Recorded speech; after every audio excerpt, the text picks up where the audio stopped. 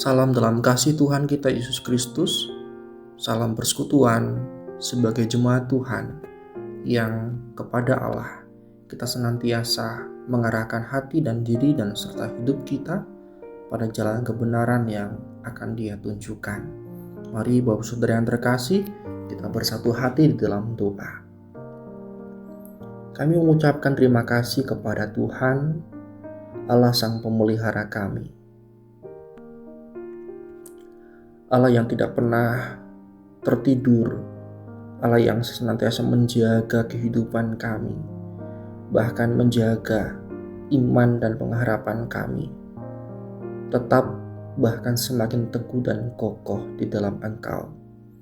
Kami telah menerima pemeliharaan-Mu dalam kehidupan kami, maka kami juga terus menyediakan diri bekerja sama dengan Allah untuk kami mengarahkan hati pada hal-hal yang sungguh-sungguh memelihara iman dan pengharapan kami, yaitu firman Tuhan. Sebentar kami akan membacanya dan juga merenungkannya. Tolong kami ya Tuhan, supaya kami menjadi teguh hati dan mampu melanjutkan kehidupan kami dengan cara yang benar dan berkenan di hati Tuhan. Terima kasih Tuhan. Amin. Bapak Ibu Saudara yang terkasih dalam Tuhan Yesus Kristus, firman Tuhan hari ini terambil dari Matius 26 ayat yang ke-41. Matius 26 ayat 41, firman Tuhan berbunyi seperti ini. Berjaga-jagalah dan berdoalah, supaya kamu jangan jatuh ke dalam pencobaan. Roh memang penurut, tetapi daging lemah. Perkataan ini Bapak Saudara disampaikan oleh Tuhan Yesus kepada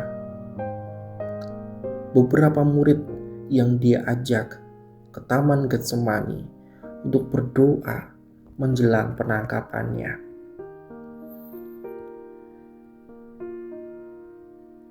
Dan lebih khusus, bagian itu, bacaan kita hari ini diperuntukkan bagi seorang Petrus.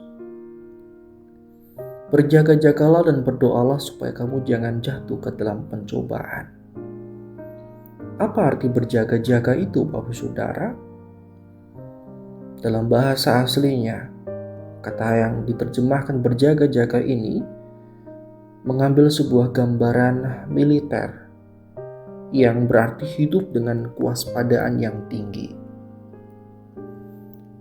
Seperti seorang penjaga atau seorang prajurit yang berjaga di menara pengawas dari sebuah kota yang sedang dikepung oleh musuh. Penjaga itu atau prajurit itu harus tetap terjaga sepanjang malam. Meskipun pada saat itu tampaknya tidak ada bahaya, musuh dapat menyerang kapan saja secara tiba-tiba. Jikalau penjaga atau prajurit lengah atau tertidur, maka sesuatu yang fatal bisa terjadi dalam seluruh kota. Di zaman modern ini ada rumah-rumah modern yang juga menunjukkan sistem keamanan yang sangat baik untuk menunjukkan konsep berjaga-jaga itu. Mungkin ada kamera pengawas, ada alarm tertentu, ada sensor gerak tertentu yang kemudian dirancang dan dipasang untuk satu tujuan, yaitu melindungi rumah dari penyusup, melindungi rumah dari perusak, melindungi rumah dari pencuri. Ketika ada ancaman, sistem pengamanan itu akan berbunyi memperingatkan pemilik rumah.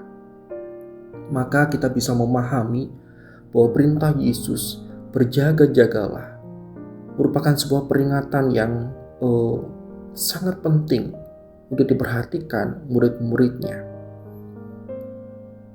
Dan ini mengajarkan kepada setiap kita bahwa kehidupan rohani, relasi kita bersama dengan Tuhan adalah sebuah medan dan perang, sebuah arena peperangan di mana setan menjadi musuh kita di mana setan yang merupakan musuh kita itu tidak pernah berhenti mencari celah untuk menyerang dan menjatuhkan kita.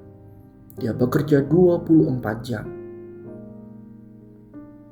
Bapak Ibu Saudara yang terkasih, apakah kita telah menjadi semakin waspada, telah menyusun disiplin-disiplin yang penting bagi pembangunan atau perancangan sebuah sistem pengamanan bagi diri kita sendiri? Karena itu mari kita menjalani hidup kita sepanjang hari ini dengan berjaga-jaga, dengan menyadari akan berbagai hal yang dapat menjadi pencobaan, berbagai hal yang dapat mencobai kita, sehingga kita tidak jatuh ke dalam dosa. Mintalah pimpinan Roh Kudus supaya hati kita sepanjang hari ini peka dan meresponi setiap situasi dan kondisi dengan cara yang tepat. Kita dapat menjaga kekudusan, menjaga integritas hidup kita, dan menjaga diri tetap memuliakan Tuhan bagaimanapun kondisi kehidupan kita. Tuhan memampukan kita dan Dia beserta dengan kita. Amin. Tuhan memberkati Bapak Ibu Saudara semua.